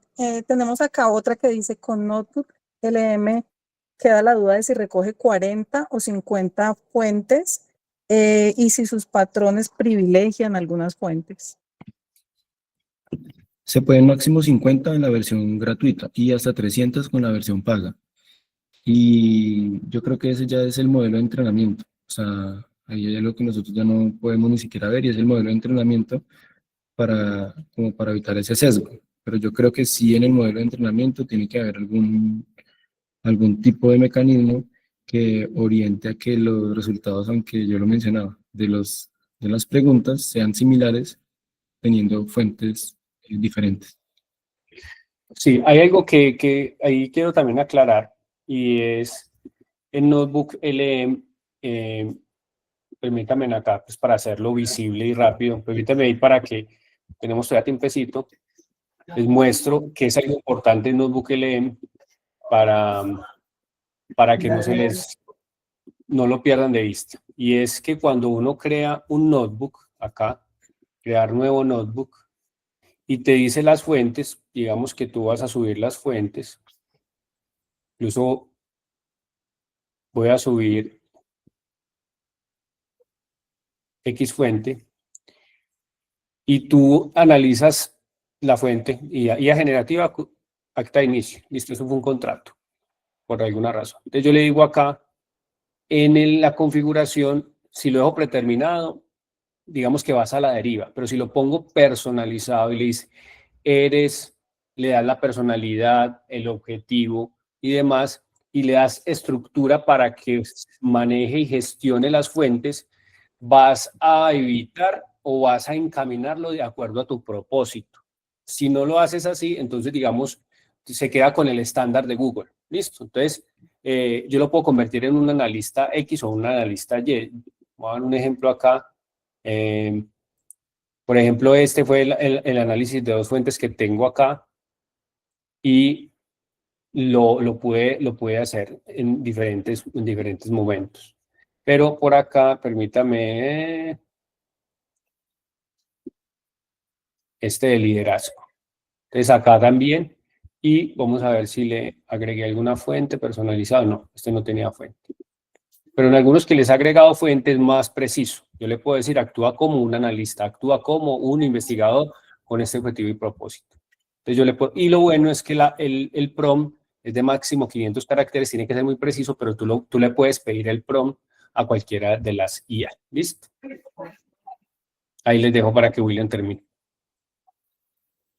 Bueno, en el tema de comunicación científica, pues también el tema de organizar y presentar resultados. Algunas IAs, como por ejemplo Notebook LM, tienen la capacidad pues, de crear mapas mentales. Está pues también el tema de Gamma, perdón, que es también de herramienta de PowerPoint. Entonces ya incluso uno no necesita tener software especializado para crear imágenes, porque ellos también tienen como esa posibilidad de crear pues gráficas muy bien elaboradas, muy bien estructuradas a partir de lo que uno le entrega. Incluso uno le puede entregar una gráfica y se la puede pedir que la mejore. En el tema de comunicación científica, la literatura mencionaba algo que era la comunicación interdisciplinaria. Entonces, algunos estudios señalan una disminución del compromiso científico entre investigadores. Es decir, que como que ya hay más aislamiento, porque con la IA, pues usted se sustenta para muchas otras cosas que antes cooperaba. Y esto pues puede tener un efecto que es la redundancia de ideas e innovaciones. Es decir, que investigaciones que antes se hacían en conjunto, ahora son aisladas y repetitivas. Entonces, pues esto es como también uno de los efectos que podría tener la IA a nivel de la investigación científica. A nivel de herramientas, pues aquí tenemos Canva AI, SlideGPT, Gamma, que yo no la puse acá, Notebook ALM, que también son pues herramientas que nos ayudan a hacer esos ejercicios de diseño, de creatividad, de diapositivas, de gráficas, etcétera, de póster para congresos, etcétera. ¿Cuáles son los principales desafíos? Entonces, alucinaciones e inexactitud, pues ya lo habíamos dicho, eso compromete la fiabilidad de los resultados. Falta de transparencia y rigor científico, pues la IA pues, tiene que alinearse con el método científico, pues garantizando que es algo que se llama la reproducibilidad. Si eso no se cumple, pues eso puede pues, limitar la aceptación de los resultados del documento. Y también evitar inferir causalidad solo por correlación. Entonces, eso es algo que siempre hemos venido hablando, ¿no? Causalidad, bueno, correlación no es causalidad. Riesgo de sesgo algorítmico, que era algo que lo que hablábamos del Notebook KLM, entonces preocupaciones pues de que las IAs amplifiquen algunos sesgos, pues derivado de los datos de preentrenamiento o del mismo modelo que pues está ejecutándose, afectando la precisión y la equidad, que es algo como lo que me pasaba a mí con lo que ya comenté del Notebook KLM. La necesidad de supervisión humana, pues aquí hay algo que ya la literatura llama human in the loop, es decir, que el ciclo tiene que ser monitoreado y seguido en los puntos críticos por parte del investigador para asegurar la confiabilidad. Y finalmente la responsabilidad de autoría, pues que este también es un tema elemental, y es que el tema del cumplimiento ético de los estándares va a recaer siempre por los investigadores humanos. O sea, no, al final no se le podría retribuir alguna responsabilidad si hay algún fallo a la IA, porque la IA está siguiendo las instrucciones que usted le está entregando. Y a nivel de conclusiones, pues yo creo que es importante, primero, alfabetizar en IA, que es lo que ustedes están haciendo, tanto a estudiantes como profesores. El segundo, la restricción de la diversidad científica, pues creo que también aquí ya lo mencionamos, la IA puede limitar la exploración de nuevos campos al enfocarse pues en los dominios establecidos en el marco, en el modelo de entrenamiento y en los y en los datos de entrenamiento. Entonces, esto puede limitar ejercicios de innovación y creatividad.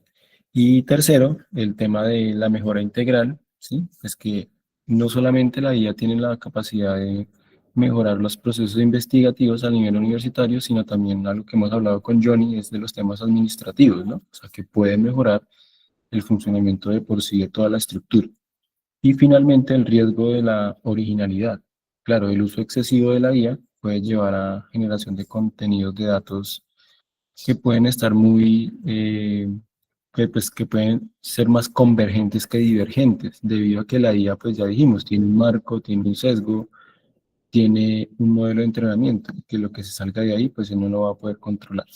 Entonces, pues, eso era lo que yo les quería contar. Este es el artículo, este es un QR donde lo pueden revisar y pues ahí está más o menos todo lo que yo he venido contando, pues ya en más detalle. Claro que sí, es un documento pues bien extenso. Y como yo les cuento, pues salió el 30 de octubre de este año. Entonces, no sé, Súper. Johnny. Vamos a abrir el micrófono para preguntas y si puedes dejarnos el enlace ahí en el chat también para que la gente lo descargue. Y damos paso a preguntas. Vale, Johnny, antes de dar entonces la palabra a quienes levantan la mano, tenemos acá una pregunta de Medir Lozano. Dice, ¿cómo hiciste para la eliminación de duplicados? ¿Con R o Mendeley? ¿Y cuántos datos procesaste en R con las dos bases de datos? ¿Cómo Sí, mira, identificaste las tendencias con Machine Learning en R y cuántas fuentes bibliográficas incluiste al final? la pregunta está muy R. Entonces, mira, con R hay un script que básicamente cruza los datos de los archivos planos de Web of Science y de Scopus, los integra y los elimina de manera automática. Lo que él hace básicamente es organizarlos por el DOI y los DOI repetidos o los títulos repetidos los elimina. Con el tema de las tendencias, ahí lo que utilicé fue otra herramienta que es Bibliometrics. En Bibliometrics, pues yo creo que los que han utilizado revisión sistemática de la literatura, Bibliometrics es una herramienta gratuita abierta que permite cargar esos archivos planos y él analiza y procesa todos los registros. A partir de esos registros, él hace un análisis semántico por palabras, tanto del abstract como de palabras claves y títulos, y agrega como a lo que se llama mapa temático. Con el mapa temático, él establece cuáles son los temas emergentes, cuáles son los temas cuáles son los temas básicos, cuáles son los temas de nicho y cuáles son los temas como tendenciales. Y a partir de eso, pues eso me empezó como a dar unas pistas. También cuando yo los metí en el notebook KLM, le pedí al notebook KLM que creara unos mapas mentales de cada uno de los 50 bloques, de los 50 documentos. Con esos bloques empecé también a ver que habían algunos patrones, o sea, no fue fácil. Incluso yo en algún momento le dije a Johnny, tengo esta imagen, bueno, escribí en una hojita y yo se la mostré a Johnny. Esto fue lo que yo encontré y se asemeja al final mucho al método científico. Entonces creo que deberíamos hablar del método científico a nivel del paso a paso, que es más o menos esta gráfica que yo les mostraba por acá, ¿sí? O sea, después de yo revisar, yo encontré que habían unas herramientas que se orientaban como a la primera fase, después a la gestión de datos, después a la escritura de textos y después el tema de comunicación. Pero esto se derivó, pues, como de hacer todo ese análisis con las diferentes herramientas. Entonces yo logré ya decir, bueno, pues creo que esto puede ser una estructura lógica para pensar el uso de la IA en la investigación científica a partir de lo mismo que me estaban diciendo los datos. Gracias, profe. Hay una pregunta más antes de darle la palabra a Juan Carlos, y es si existe una IA que mejore o corrija la voz propia con entonación, modulación. Johnny, esa es tuya. Sí, digamos que sí las hay. No es que te corrija la voz, sino que tú le puedes decir a la IA que sea tu asistente de entonación y de voz. Y, digamos, puedes incluso, vamos a ver, hoy, no sé si lo alcancemos hoy, si no lo alcanzamos en la siguiente sesión, y es que tú le das el prompt y él empieza a hablar contigo, ¿cierto? Y hay IAs que pueden escucharte y hacer el feedback de tu voz, ¿cierto? Incluso las hay para inglés, hay muchas. Eso sale como parece una plaga, pero te salen cursos de inglés y asistentes de IA todo el tiempo. Entonces, digamos que sí las hay. Una de ellas que podría funcionar muy bien sería Eleven Labs, que es a la que vamos a ver. Vamos a ver el asistente de IA para el proceso de investigación, que es derivado del paper de William y su equipo. Entonces, también lo vamos a ver cómo se construye, si lo alcanzamos en esta sesión. Seguimos con las preguntas, si no, lo hacemos en la que sigue, que ya es... Vale, ¿Listo? gracias. Juan Carlos. Sí, buenos días a todas y todos. Gracias a William por su exposición y a Johnny también. Digamos que se me ocurre hacer como una reflexión. Yo he visto pues aquí las herramientas que nos expone William en relación a la investigación académica. Creo que la mayoría de ellas apuntan a usar la inteligencia artificial como asistente, teniendo en cuenta siempre que la validación humana es fundamental. Es allí donde precisamente me centro, en esa validación humana, que, por ejemplo, en la escuela o el departamento de lingüística de la Universidad del Valle, pues hemos estado pensando estos usos porque nos damos cuenta que definitivamente pues la responsabilidad no solo ética, sino también en relación a la formación de los estudiantes, pues radica en reconocer que pues hay que profundizar aún más en esta época en las competencias lectoras, de argumentación, de pensamiento crítico. Y creo que estas herramientas en últimas, si uno se enfoca desde allí, nos damos cuenta que debemos invertir más tiempo, ¿sí?, en esa validación, en esa constatación de la información. Entonces es ahí donde yo veo como una especie de problemática que puede ir creciendo y amarrando esto con lo de los agentes, porque con los agentes pues tenemos la opción, ¿sí?, ya de, digamos, delegar completamente funciones o procedimientos, ¿sí? Y de pronto esa validación se deja a un lado, digamos, en alguno de los pasos, y quizás eso puede llevarnos a inconvenientes que creo pueden trascender a lo jurídico.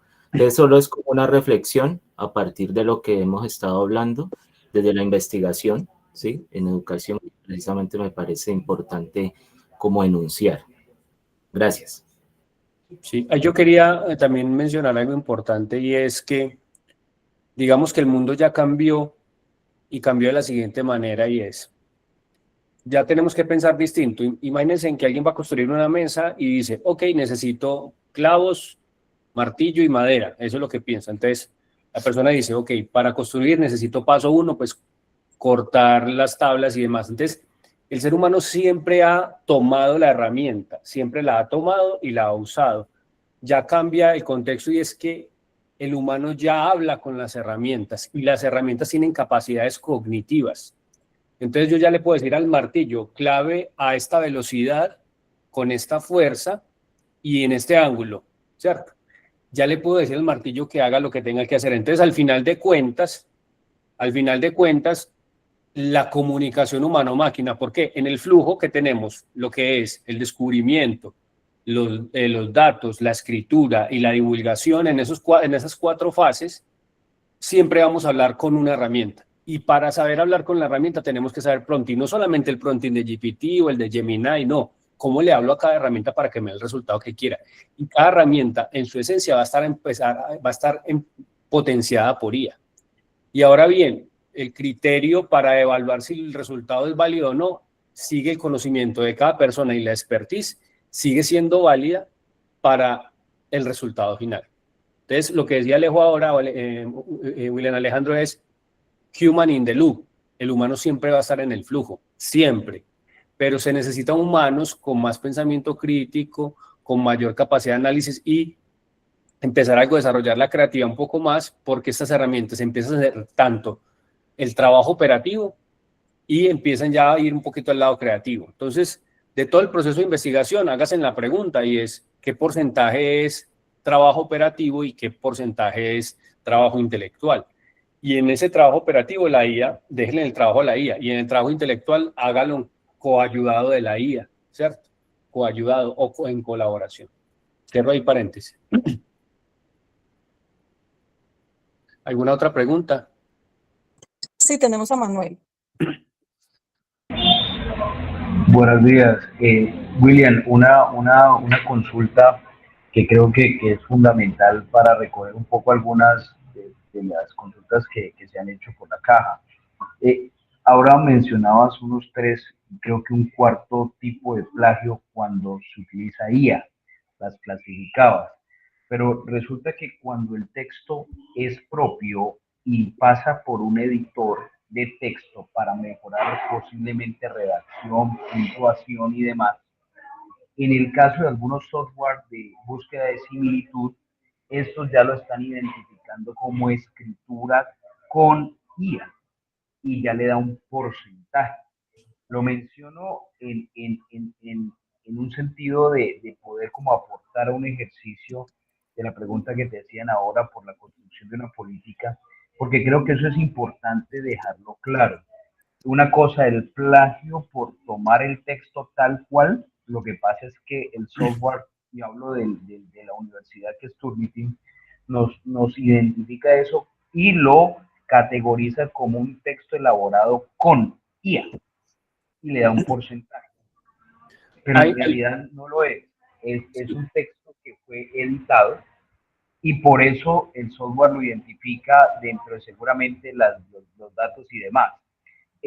No dejar de lado tampoco que cuando ya uno pasa un texto y Turnitin lo identifica, Turnitin también lo guarda y por eso cuando uno lo vuelve a pasar, él ya le refleja un 100% ya no de texto elaborado, sino de similitud.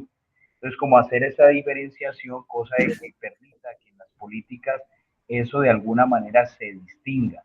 ¿Cómo? Pues probablemente cuando uno le da en el informe que elabora Turnitin, en algunas frases, en algunas palabras, él podría mostrar la IA que estaba utilizando. Entonces ahí me doy cuenta si es un editor o es ya un texto elaborado por una IA que elabora ese tipo de textos. Era eso, muchas gracias. Hay algo que yo ahí quisiera como apoyar ahí un poco y es, si tú tienes tu texto original y lo pasas por una IA para que te lo corrija y tú luego de corregido lo copias y lo pega, pues la IA lo va a detectar. ¿Cuál es la recomendación? Es, tomas tu texto, le dices a la IA que actúe como, puede ser un corrector de estilos, un profesor de español, tú lo pones y dice, ayúdame a corregir estos textos. Entonces, él te va a indicar las correcciones, pero tú en tu documento de Google Docs o de Word, ok, me está dando esa indicación, entonces la voy corrigiendo yo manualmente. No es copiar y pegar la salida de la IA, porque recuerden que las salidas de la IA es un sistema probabilístico y las palabras son pesos semánticos que son modelos matemáticos. Cuando ese orden de palabras tiene un patrón matemático, cualquiera de esas herramientas la detecta. El humano no tiene un patrón matemático. ¿Por qué? Porque yo escribo una palabra, va, se toma un tinto, regresa y la IA le cambió y el humano es muy aleatorio, digamos que no es tan probabilístico. El humano es un poco más, digamos, más orgánico en la forma de escribir. Entonces esa es la recomendación y es, créese un asistente que te ayude en la redacción, pero que sea como tu profesor, no es corregir y pegar, porque pasa lo mismo. No sé si Alejandro, ¿tenés alguna otra recomendación? Sí, bueno, con respecto a lo que habla Manuel, es que el tema de Turnitin es un tema bien complejo porque el software no entiende razones, ¿no? O sea, yo por lo menos lo digo de la siguiente manera. Yo he pasado documentos propios donde él me muestra que yo me estoy plagiando a mí mismo. Entonces, o sea, me muestra que hay un porcentaje de similitud con documentos que yo ya tengo pues por ahí por internet, publicaciones, etcétera. Entonces, pues es un tema muy complejo porque pues él no distingue, ahora bueno, está metiendo un poco de la similitud con IA, pero él se va cargando también de esa información y después todo lo que usted meta, o sea, si uno escribe metodología, eso es similitud. Entonces uno, ¿cómo le llama la metodología? O sea, me tocaría inventar otro nombre. O sea, ya no puedo poner keyword porque keyword él lo detecta como una similitud. Entonces el software se vuelve ya extremadamente restrictivo y ahora pues con el tema de la IA, almacena esa información y pues cada vez va a mostrar más plagio. Yo ese tema de Turnitin es como muy delicado. Yo intento es meter una última versión ya como para probar, e incluso ni siquiera meterla, confiando en que el editor de la revista lo meta y me diga, como para yo evitar como precargarle también, ¿sí? Ese tema con Turnitin es bien delicado. Incluso, Alejo, yo he hecho ejercicios de escritura y he copiado algunos textos y me dice que 60% hechos por IA y no, o sea, nunca los hizo la IA, o sea, los hice yo, ¿cierto? Entonces yo digo, bueno, ¿cómo ha sido? O de trabajar tanto con la IA, yo ya estoy escribiendo como escribe la IA.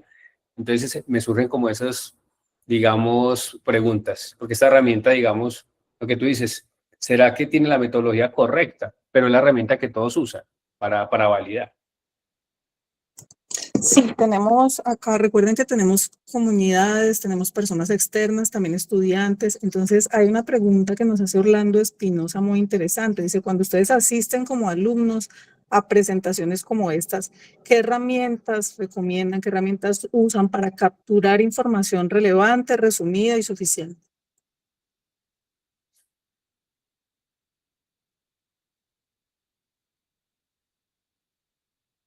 William, no sé. Para un estudiante, En general, yo- estamos en espacios virtuales como este y esto sería de gran utilidad para los estudiantes cuando están en clases virtuales, cuando asistimos a simposios, conferencias, etc. pues yo recomiendo de verdad las que tienen base de literatura científica como ELICIT, GeniAI, Perplexity, SciSpace. Hay una que es una de Stanford, que no me acuerdo cómo se llama. Sí, sí. Entonces creo que esas que tienen base de conocimiento de literatura científica. Pues yo no recomendaría, por ejemplo, ChatGPT ni Gemini, a menos de que sea un ejercicio muy aleatorio como para conocer alguna temática muy generalista. Pero si ya estamos hablando de temas académicos propiamente, pues yo recomendaría las que tienen como sustento en bases de datos. Vale, solo nos queda una pregunta en las cajas de preguntas y Sandra dice que cómo se hizo para acceder al script de Scopus porque no ha estado funcionando con la versión actual. A través de R. ¿A qué te refieres? ¿El script de la búsqueda? Sí. ¿La Bueno, ecuación de Sandra está búsqueda? levantando la mano para aclarar su pregunta. Hola Sandra, ¿cómo estás? ¿Tú quieres la ecuación de búsqueda que se utilizó o qué quieres?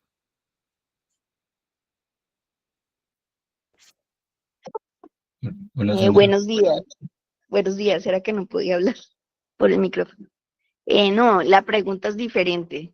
Lo que pasa es que antes Scopus podía extraer las referencias citadas por los artículos, pero en la versión nueva ya no las extrae. Entonces cuando yo, pues no sé si es el script que yo utilizo, cuando yo uno lo que exporto de Scopus y de Web of Science, yo puedo hacer todo con el merger, juntar los dos archivos, pero no me juntar las referencias citadas porque, claro, el archivo de Scopus lo trae vacío. En algunos casos lo que he exportado es el CSV, pero me toca hacer como cosas manuales. Y antes, pues, yo escribí Scopus hace ya un tiempo y me dijeron cómo ir a la ruta antigua de Scopus para que en el punto B traer las referencias citadas, pero ahora ya no encontré cómo ir a la búsqueda antigua. No sé si cuando ustedes lo hicieron usaron Yo, las referencias citadas o no. Como para yo lo hacer utilizo en el formato BibTeX y sí,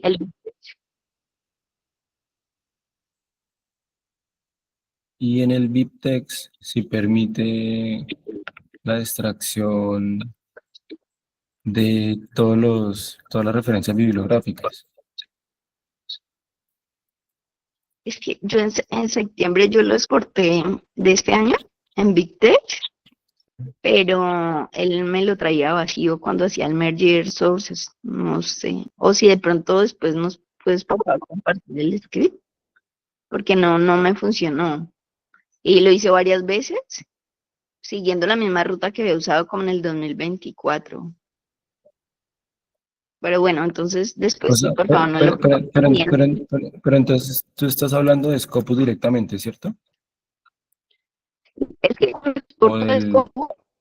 de Scopus para unir Scopus y Web of Science en un análisis que se hace en VosViewer, el que se llama análisis de cositación de referencias citadas. Entonces Web of Science lo trae perfecto cuando lo exporto, pero en el punto B, en la nueva actualización de Scopus, no me la está trayendo.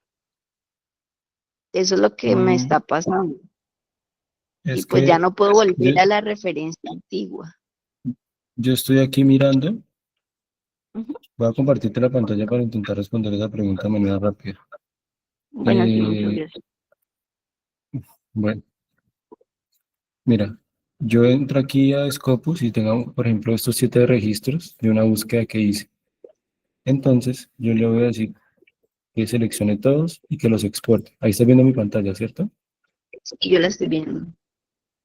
Entonces, lo que pasa es que ahora para poder exportar pide que uno tenga una cuenta, una subcuenta de, de, del Sevier. Ujú. Sí, sí, está bien. Entonces, tú con esa cuenta como que él ahora gestiona esas descargas por ese lado. Entonces tú le das todo, exportar, y mira que aquí él te dice BibTeX, RIS, SSB o plain text. Cuando tú le das BibTeX, espera, entonces export, plain text. Me parece que acá. Entonces mira, cuando tú le das plain text, acá sí le puedes dar include reference. Ujú. Y ahí Entonces es sería como como, que sería la extracción como plain text. ah, sí, cambiar como la extensión. De pronto sí, después.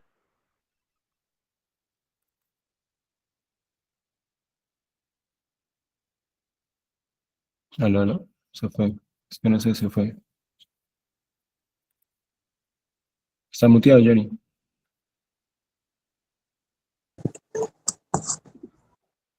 Se perdió la comunicación Hola. con Sandra. Sí. Gracias. Bueno, yo creo que dejamos hasta acá. Quisiera ya, para cerrar, ¿qué se llevan hoy de valioso? Ahí sí abrimos el chat, porfa. Todos, ¿qué regalos se llevan de William hoy y de esta sesión? Para que William vea y quede en los comentarios también. Más que un like, por favor, dejemos ahí en el chat qué se llevan. Escribámoslo ahí, abramos el chat un minuto, unos minutos, para que quede, digamos, qué se llevan de esta sesión hoy, de la integración de la IA al proceso de investigación y escritura académica.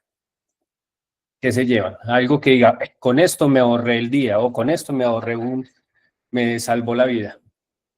Muy bien, gracias Jenny, Jorge, muy bien, gracias a todos por esta participación. Nos vemos el viernes.